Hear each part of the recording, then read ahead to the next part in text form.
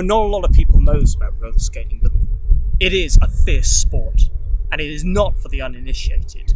To be a good skater and to skate well, you have to have drive, you have to have perseverance, and you've got to be willing to take the fall.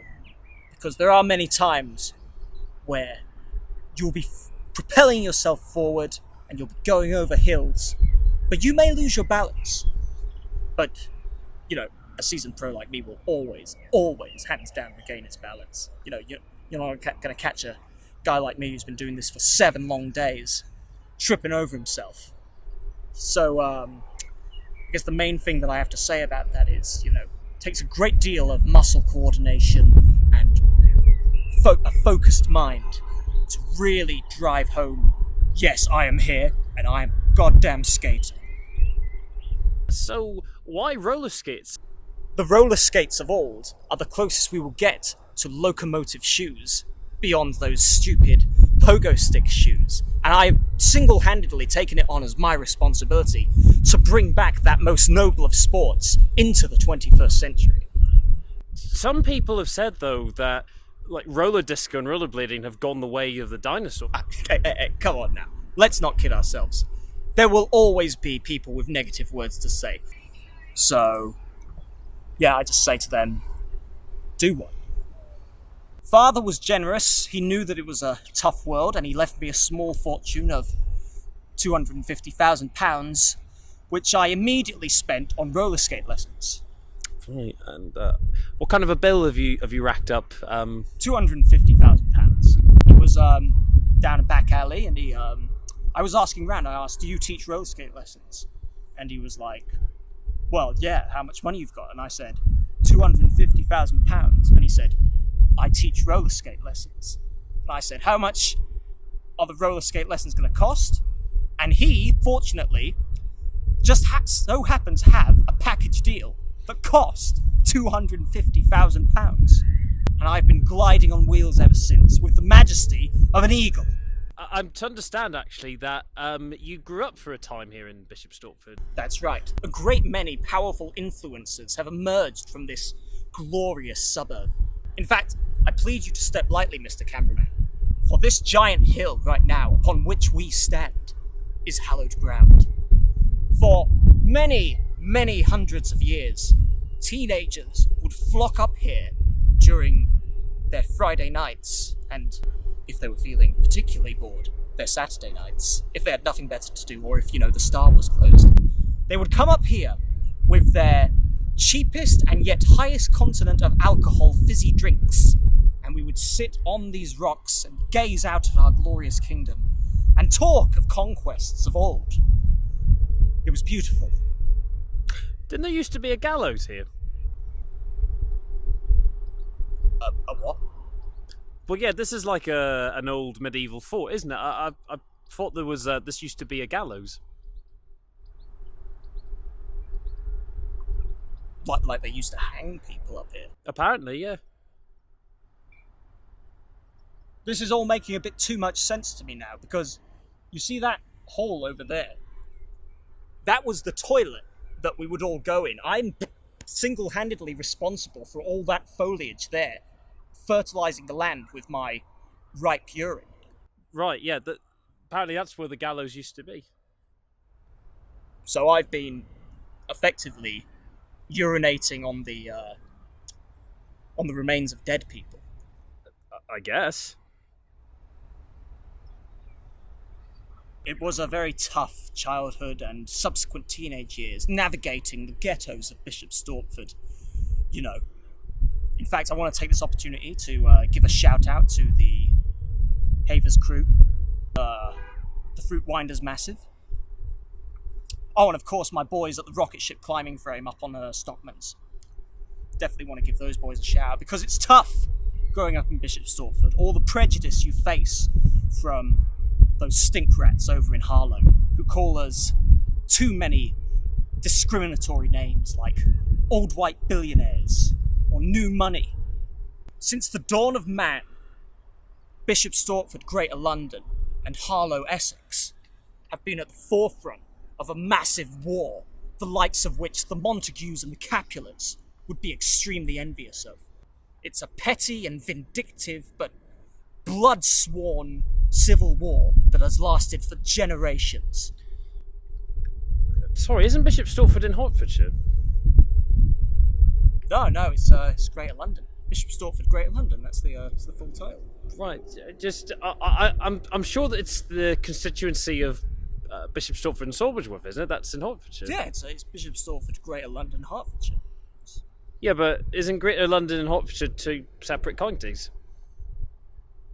I was a child, like many children, who had 2 parents, 2 arms and 2 legs, and ambition and dreams.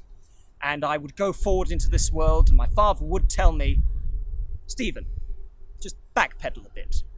You want to become some great godlike messiah? That's going too far. And then I said to my dad, you sound too much like Sebastian Limpet, father. Ah, yes, Sebastian Limpet. He's your rival of sorts, would you say? Sebastian Limpet is my arch nemesis. He is the wily coyote to my roadrunner, the Tom to my Jerry. He is just a downright nasty, evil piece of work. Inevitably, when I first sprung onto the scene 7 days ago, I had my fair share of critics. Of course, Sebastian Limpet was there. He took one look at my skates and he said, and I'm going to try and get this as verbatim as possible, Stephen, those roller skates are gay. And despite my wounded ego, despite the absolute anarchy it caused in my soul, I was able to win the day with an extremely snappy and witty retort. What did you say back? I said, no, you're gay. He went home crying to his mum, no doubt. I put him in his place. Sebastian Limpet. What a dick. Are you in a relationship with anyone at the moment? I am actually in a very happy relationship with my beloved, whose name I will not divulge because, she enjoys her privacy. But she's fully supportive of my cause, even if she did laugh at my skates when I first bought them. And she did call me a mindless imbecile for what she described as throwing away £250,000. I thought that was an amazing deal, and it's brought me to the masterful skill level that I'm at now. So, despite her reservations and despite our differences of opinion, she is fully supportive of my cause, and she only wishes that I diverted my attention to other pursuits just as passionately, because then she would get a lot more satisfaction. Her words, not mine. And then she went upstairs for 5 minutes, and she must have been brushing her teeth or something, because I heard the electric toothbrush going for a good 10 minutes. She's a thorough toothbrusher, I'll tell you that. It's ridiculous, really. You're going to erode your gums away doing it that long. She said that apparently you used to wet the bed up until you were 9 years old. What do you think was the cause of that, and has that affected your self-esteem and confidence in going into adulthood?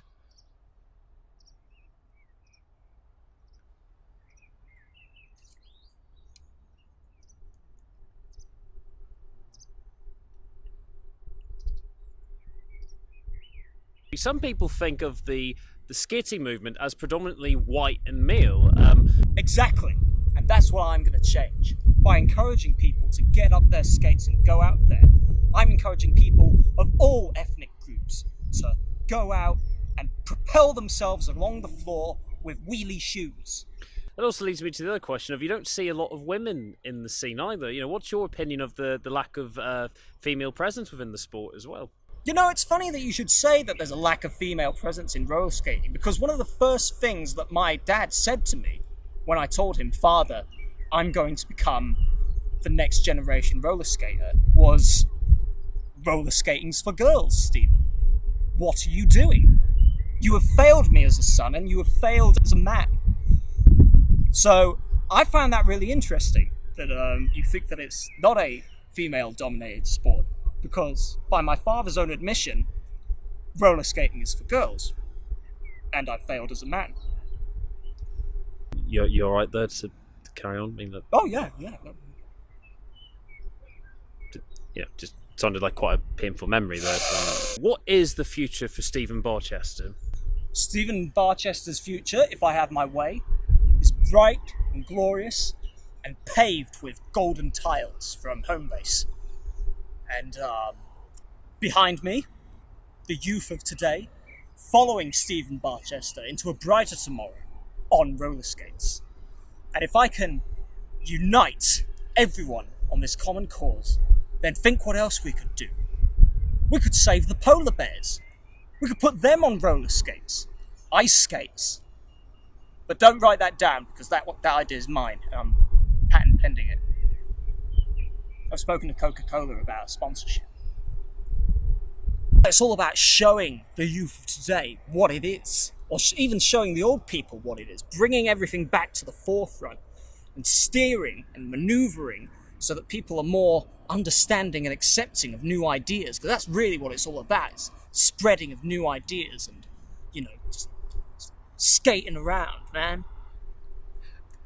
How old are you? I'm 36 years old.